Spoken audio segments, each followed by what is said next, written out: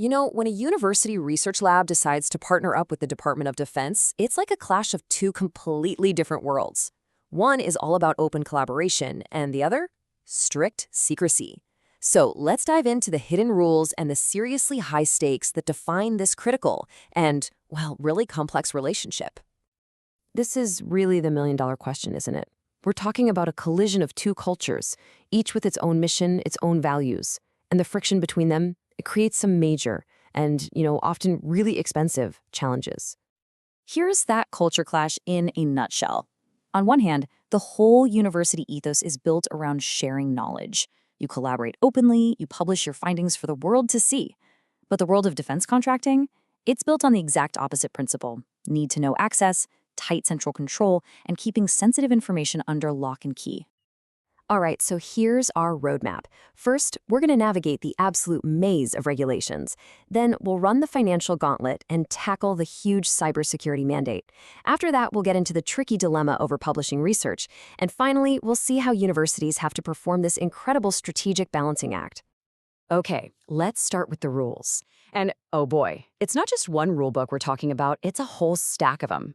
Universities have to deal with 3 distinct layers of regulation, and each one just adds another level of complexity.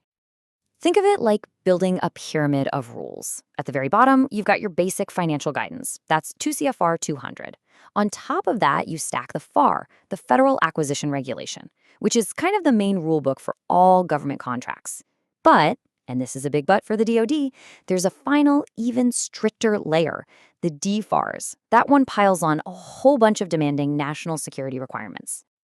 All these layers create what's called a dual compliance schism. See, a university's finance office is built for the academic world of grants, but the second it accepts a DoD contract, it's forced to operate like a heavily regulated defense contractor. It's like being asked to be a speedboat and an aircraft carrier all at the same time. It's just not built for that. Next up, the money. When a university takes funding from the DoD, every single dollar spent is put under an intense microscope. Welcome to the financial gauntlet. The core idea here is something called allowable costs. For the government to pay you back for an expense, it has to pass this really strict 5-part test. It's got to be reasonable, directly allocable to the project, follow standard accounting, match what's in the contract, and, of course, not be on a long list of forbidden costs. And that forbidden list, it is no joke. I mean, things like entertainment or lobbying, those are pretty obvious. But the real trap is that last bullet point. Any cost directly associated with a forbidden one also gets thrown out. That means even the administrative time someone spent booking that unallowable flight could be rejected, which creates a huge financial risk. And who's doing all the watching? Well, that would be the Defense Contract Audit Agency, or DCAA. This is the government's enforcement arm, and they're the ones who send auditors to comb through a university's books to make sure every single rule is being followed to the letter. And the stakes here are incredibly high. We're talking about hundreds of millions of dollars that have been clawed back from universities over the years after audits found improper charges. A mistake isn't just a slap on the wrist. It can be a massive financial hit that takes precious funds away from other vital research. Okay, let's shift gears to what is often the single most difficult and expensive challenge of them all, the cybersecurity mandate. This isn't just about protecting some data. We're talking about fundamentally reshaping how a university's entire IT infrastructure works. At the heart of all this is something called CUI, or Controlled Unclassified Information.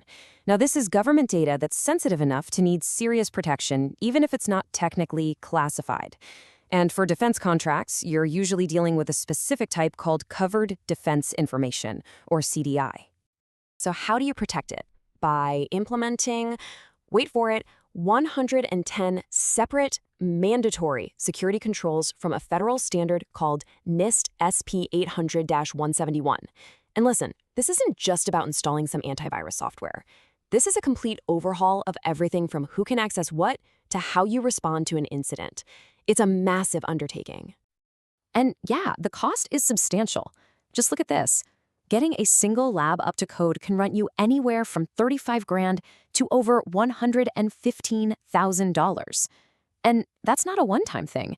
You've got ongoing annual support for monitoring and maintenance that adds at least another 13 grand a year every year. It literally becomes a permanent cost of doing business with the DoD. Now, for the big one, this is the conflict that goes right to the very heart of what a university is for. It's the dilemma between the academic mission to publish your work and the DoD's absolute need to protect national security. Basically, every research project can go down one of two paths. Fundamental research is what universities live and breathe. It's meant to be published openly, and it's free from most restrictions. But the default setting for DoD contracts is restricted research, where the government controls who sees the results and when. So, how does a project get that coveted fundamental classification? It all comes down to a single sentence. That's it. A single sentence in writing from the government's contracting officer that explicitly states the project qualifies. That one piece of paper is absolutely everything. Because let's be super clear here. Without that explicit written approval secured during the contract negotiations, the university has, by default, legally and voluntarily agreed to publication restrictions. They've essentially signed away their right to openly share their own findings, which can completely compromise their academic mission. So all of this leads us to the conclusion. Complying with all these rules isn't just some administrative task you hand off to a department. It is a high-stakes, strategic choice that has to be made at the very highest levels of university leadership. Ultimately, it boils down to managing three huge interlocking challenges. First, you have the financial risk, defending every single dollar against those meticulous audits.